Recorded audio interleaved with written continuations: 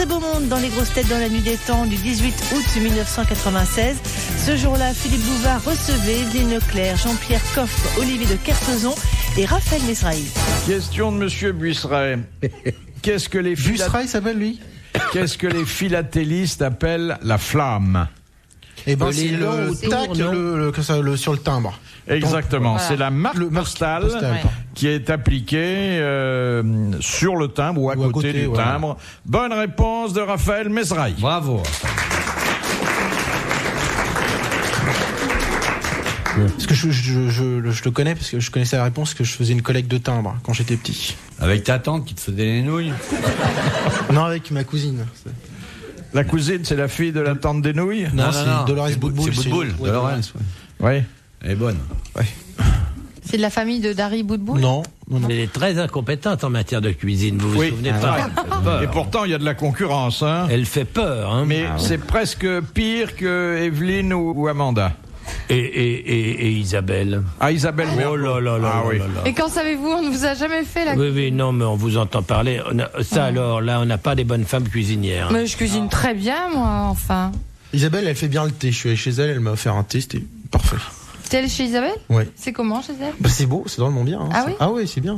C'est sauvage? Non, c'est très bien, c'est très fleuri, très chaud, très sympa, vraiment. Il fallait ouvrir. Non, parce que je suis timide en plus. Vous êtes resté longtemps? Oh, 5-6 heures quand même. Ah oui. Et alors? Bah alors, C'est bien. Vous êtes incrusté? Oui, puis on a regardé la télé, mais... Et t'as compté ses chats? Il paraît qu'elle... Elle a 2 chats et un chien, un grand chien. Mais non, Philippe, c'est pas 2 chats, c'est un chat seulement. Arrête, Raphaël, tu m'agaces, hein. Oui. Et donc, elle le rangeait après, le chien, et puis on a regardé... Non, mais je te parlais du chat. Pardon, là. le chat, très sympa, j'adore. Ouais. Ah oui? Ouais. Quelle couleur? Oh, ils sont bicolores. Ah bon, elle se fait décolorer? Oui. Pourquoi vous dites j'adore? Elle vous a servi du chat à manger? Non. Ah non, moi je suis végétarien. Non. Ah oui. Ouais. Mais elle vous a donné quelque chose à grignoter ou... Non, enfin non, je lui dis j'en veux pas, parce que c'était... C'est des croquettes, quoi. Mais pourquoi elle t'avait invité chez elle, en fait? Oh, parce que on se connaissait pas bien. Elle me dit tiens, si on faisait connaissance, je lui dis bah oui. Ah, c'est pas bête, ça, je devrais faire pareil. Et voilà. Ouais, mais il Je viendra pas, rencontre les quelqu'un que je connais pas dans la rue, je vais dire tiens, on devrait faire connaissance. Mais viens ton prendre pharmacien, le thé. c'est pas passé comme ça? Non, mais un peu quand même. Ah bon, quand même. Ouais. Et alors, elle vous a finalement juste offert une tasse de thé? Oui, parce que j'ai refusé plein d'autres trucs. Ouais. Mais le thé, non, c'était sympa. C'était, si mes souvenirs sont bons, c'était framboise, pamplemousse. Dans Un sucre ou 2 sucres? un demi. Parce que je suis au régime. Et c'était des super bons sachets qu'elle avait payé pas très cher chez Eco, je crois. Et des super. Et puis on voyait bien que c'était du vrai. Puis si on regardait bien par transparence, il y a un peu de vert et puis un peu d'autres couleurs. Vous devez connaître Jean-Pierre. Non, mais j'imagine. Et elle avait fait tremper ça du côté de l'étiquette ou du... Oh, on voyait bien l'étiquette qui pendouillait de la tasse, puis elle me reversait du... Ah, l'étiquette était pas dans l'eau quand même, non? De l'eau chaude dedans. Et elle me dit, tiens, t'en veux un peu de l'eau? Parce qu'il y avait que la moitié de la tasse qui était remplie, puis il y avait l'étiquette qui rebiquait comme ça, qui ressortait. Et on en a remis après. Ah. Et là, on touille, et puis après, on sort le sachet. Je sais pas si vous êtes habitués, vous Jean-Pierre, sans doute. Et puis, alors, on voyait bien, tout par transparence, c'était formidable. On voyait bien que c'est de l'herbe et de toute la nature qui est dans le thé. Et ça se boit Elle normalement. fait du prosélytisme, hein, la petite Mergo. Ouais. Elle est plus dangereuse que je ne pensais. Oui, mais là, elle risque pas la prison. Non. Et alors, au bout de 6 heures... Qu'est-ce qu'elle vous a dit pour que vous preniez la porte? Je lui dis tiens, En pleine gueule. si on faisait un tour à vélo, elle me dit tiens, pourquoi pas, et elle avait son antivol qui était coincé.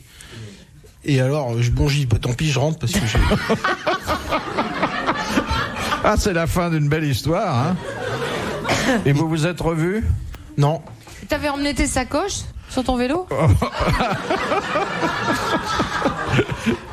Oui, mais il avait le coup de pompe, hein. Ouais, voilà. T'étais crevé? J'étais crevé de l'avant. Pas crevé. C'est meublé dans quel style? Alors là, j'ai toujours pas réussi à savoir. J'ai bien réfléchi encore Elle l'a une laissé dans semaine le après. noir. Et je sais pas, c'est pas bien. C'est tous les styles confondus. On change de pièce. C'est un peu comme le Palais des Glaces. Puis boum, c'est différent, quoi, en fonction de ce qu'on. C'est un peu en relief, quoi, chez elle. C'est comme sa coiffure. Ouais. Mais il y a combien de pièces? Oh là, plein. Ah, c'est incroyable. Je crois. C'est un pavillon, qu'elle a. Ah, c'est. Ouais, c'est un 2 pièces, même. Peut-être 3, je sais pas. Ouais, Quand même. Il est trop payé ici, en tout cas. Et le jardin, comment est-il? J'ai pas eu. Parce qu'elle avait perdu la clé ce jour-là.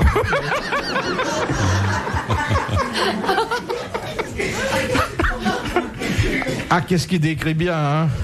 On s'y croirait. C'est dommage que vous n'êtes pas explorateur ou que parce que vraiment, hein? Ah oui, La prochaine fois, je t'invite chez moi. Hein, Ah oui, parce ça. que N'y va pas. je vais te faire N'y va visiter, pas, là. n'y va pas. N'y va surtout là, pas. tu vas être obligé de tirer. Parce que là, on n'en sort pas. Les grosses têtes dans la nuit des temps. Sur RTL, de 4h à 4h30. Ce soir, je t'invite chez moi. Demain, on vous raconte, d'accord? Bon, bah, ok, alors. Je sais pas si- Va pas seul. Amène un copain pour assurer.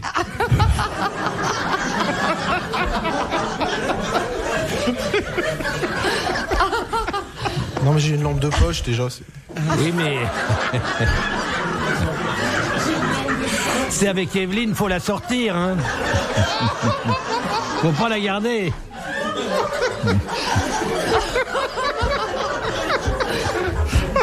Voilà. C'est un peu dur quand même. Enfin, façon de s'exprimer, bien entendu. Oh, bah oui. Tu verras bien. Sûr. Bon, alors, question de monsieur, Ah, un peu d'air.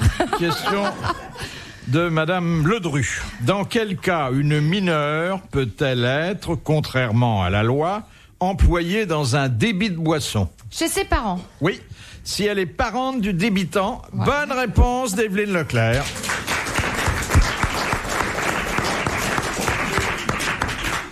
Mais elle peut monter? Ça, serveuse montante. Oui, ah bah oui, bien sûr. Elle peut donner un petit coup de main, tu vois ce que je veux dire? Voilà. Non, mais... Cher monsieur, voulez-vous un petit coup de main? Il y a que la fille qui peut faire ça?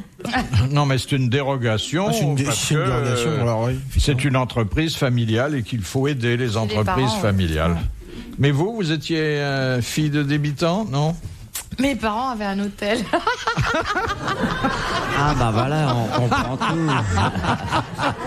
Oui, voilà comment elle a fait son apprentissage. J'ai vécu 10 ans. Elle était montante. Pas dit ça encore. J'ai vécu 10 ans dans un hôtel. Ah oui, tenu par mes parents. Et alors t'as racheté ta part? Non, mais ça fait drôle. Comment il s'appelait l'hôtel où ça se trouvait où? Alors c'était à Cannes-sur-Mer, à côté du champ de course. Ah ouais, je connais. Le Turf Hotel. Le Turf Hotel. C'est vrai. Ça, je vous l'avais encore Oh, le Turf Hotel. Et rigoureusement je travaillais authentique, au Turf Hotel avec mes parents. Très chic. Alors, rigoureusement authentique. Je suis sûr qu'il y a des auditeurs qui ont dormi à l'hôtel. Et qui étaient très bien servis. Et qui en gardent un mauvais souvenir d'ailleurs. Ah non. Il y en a d'autant plus qui ont dormi dans cet hôtel, c'est que je crois que ça changeait toutes les heures. Mais le Turf Hotel, c'est normal, c'était près de l'hippodrome de Cagnes. Ah, bah, c'est ça, le Turf. Tout de suite, on a les idées mal placées, tu vois, c'est terrible. Et vous donniez un petit coup de main dans les chambres? Exactement, oui, quand je n'avais pas d'école. Ou le soir en rentrant de la télévision, parce que j'étais speakerine là-bas très très jeune. Ouais. Et donc le soir, bon, je donnais un petit coup de main à ma mère pour faire les chambres. Une branlette pour le 6. La sucette du 14. Chaud devant, je tâche à jambon beurre. Les barésilles du 13. Madame Léveline au 28 pour une levrette. Ah, c'était beau le Turf Hotel. Avec sa maman. Alors, le soir, pour gagner du pognon, elle jouait aux courses numéro des chambres. Le 4, le 14, le 21, le 38. Tu sais, c'est rigoureusement vrai ce que tu es en train de dire. J'ai vu la bande magnétique que tes parents ont fait. Et alors, ce qui est drôle, rigoureusement vrai. C'est qu'à l'époque, j'étais, je commençais, j'étais speakerine, donc à ce qu'on appelait FR3 là-bas. Tu parlais en même temps, quoi. À Nice Côte d'Azur. Et donc, le mec qui tu lui donnais la météo. Non. Ah, le beau moment, dit. En pleine levrette, t'apprends qu'il y a des nuages sur la Bretagne. Oh la vache. Mais qu'est-ce que tu fais demain? Non, mais je voulais dire que... Cumulonimbus. Ah, tu le vois en pleine expérience. Il y aura de l'orage sur le massif central. Ils sont bien tes parents, ils sont en tôle ou ils sont encore en liberté? Non, mais ils écoutent en ce moment, je suis catastrophée. Non, mais nous avons reçu beaucoup d'artistes, tu sais, qui venaient faire leur promotion. Ouais, bah tu parles. Des chanteurs. Tu voulais te faire dans une speakerine, là, tu vas là-bas à l'hôtel du Turf. Voilà. Alors, ils venaient faire leur promotion à FR3, à la télé où je travaillais le soir. Donc, moi, à 20h, j'avais fini. Ils savaient pas où aller loger. Et j'ai eu un Claude François, Hallyday, beaucoup de gens comme ça. C'est Jérôme, ça, ils sont tous venus loger à la maison. Philippe Laville, tout le monde. Ah ouais. Alors, on faisait un prix, hein. Oh bah oui, ça vaut le coup. Hein. C'était mes débuts. Je ne vous avais encore jamais raconté ça. Si en plus il fallait qu'il paye. Et le pharmacien, tu lui as tout raconté? Non, mais là, il est en train d'écouter, j'imagine. Non, mais j'ai rencontré énormément de gens. Ah oui, mais ça se sent d'ailleurs. Ah, ouais. J'ai beaucoup vécu. Mais on voit que tu es très raffiné. Hein. Dès qu'on te parle, on se dit, elle se fait pas seulement un pharmacien de Lille. Hein. Elle a aussi vu l'arrière de la voiture de Claude François. Elle a quand même vécu des grandes choses. Hein. Ah ouais. Laisse-le tranquille, mon pharmacien. Il est gentil comme tout. Bon, on va pas. Et il chante quoi? Alexandra. Philippe Bouvard sur RTL, 4h, 4h30, les grosses têtes dans la nuit des temps. Les sociétaires du jour dans les grosses têtes dans la nuit des temps du 18 août 1996 en compagnie de Philippe Bouvard, Evelyne Leclerc, Jean-Pierre Coff, Olivier de Kersauzon et Raphaël Mesrahi. Une question historique de Monsieur Rapin. Pourquoi le Père Lachaise fut-il comblé de biens et d'honneurs par Louis XIV? Pour avoir fait un cimetière. C'était son confesseur. Alors, c'était son confesseur, et d'ailleurs, ça me rappelle un de mes souvenirs les moins glorieux, puisque la première fois que j'ai posé cette question, il y a près de 15 ans, c'était mal orthographié sur la fiche, et au lieu de dire qu'elle était le confesseur de Louis XIV, j'ai dit qu'elle était le confiseur de Louis XIV. Je m'en souviens encore aujourd'hui. Bref, ça n'est pas seulement parce qu'il avait été le confesseur de Louis XIV que le roi Soleil le combla de cadeaux et d'honneurs. Il n'avait pas fait de bouquin à la mort de Louis XIV? Il lui a rendu un énorme service. Il a soigné d'une maladie vénérienne quelconque? Non. Le Père Lachaise, qui était donc le chapelain privé de... Il l'a baptisé? Non, lui a rendu non seulement un service signalé, mais encore a gardé le secret pendant plusieurs années. Mais ça n'a pas empêché... Louis XIV lui avait confié l'événement de transpirer. Le secret du masque de fer? Non. De Gaston? Non. Il lui avait confié un secret énorme. C'est-à-dire qu'il lui a demandé de faire pour lui quelque chose qu'il n'aurait pas osé demander aux autres. Reconnaître un enfant. Non. Faire la cour à une dame. L'une des femmes, l'une des maîtresses de Louis XIV. De marier, il lui a demandé aux jésuites d'épouser... je sais pas, moi je dis ça comme ça. De lui déclarer sa flamme à sa place. Il a demandé aux jésuites de marier. Il lui a demandé de marier l'une de ses maîtresses. Oui, et puis ça s'arrête là. La bonne réponse s'arrête là. Bon bah alors. Attendez, avec qui? Scarron? Non. Avec son frère? Non. Avec son fils? Avec son fils? Roland? Son père? Celui qui a eu le corps? Avec son lui frère. secrètement. Avec lui secrètement. Exactement. Il a donc célébré l'union morganatique de Louis XIV et de... Maintenon? Non. Madame de Maintenon, oui. Ouais. Et ça devait rester secret. Et d'ailleurs, on a mis plusieurs jours à le savoir. Bonne réponse de Sim et de Jean-Pierre Coff.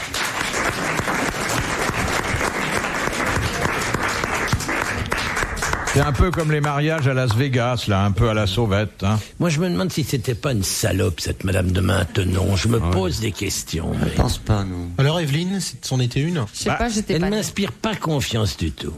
Comme toutes les femmes qui ont eu dans leur jeunesse une vie dissolue, elle était très stricte dans son âge mûr sur le chapitre des mœurs. Toutes les jeunes filles de Saint-Cyr, c'était pas un truc de rabattage, ça. Oui. Et c'est le soir des noces couchées ensemble que le roi a dit à sa femme, et maintenant, que vais-je faire? J'aurais dû vivre à cette époque. Hein. Je sais pas si vous auriez plu. Ah si, parce qu'ils les aimaient opulentes. Hein. Oui, il aurait aimé tes jambes, Louis XV. Oh, quelle vacherie. Il aurait aimé tes jambes, Louis XV. Elles ont jamais été Louis XV, mais il y a une virgule, hein. Il y a une virgule. C'est vrai, mais c'est pas gentil, quoi. Non. Elles sont très bien.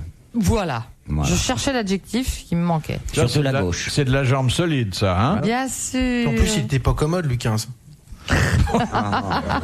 Fallait le dire aussi, ça, hein? Je me suis dévoué, j'ai attendu, puis voilà. Question de Monsieur Cattier d'Infi. Quel est l'indicatif de la BBC? 19 de 305. Big Ben. Oui, Ah c'est oui. un enregistrement des cloches de Big Ben. Bonne réponse de l'amiral.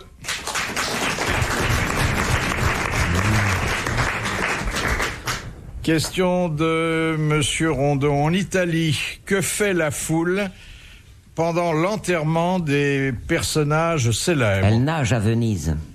Non.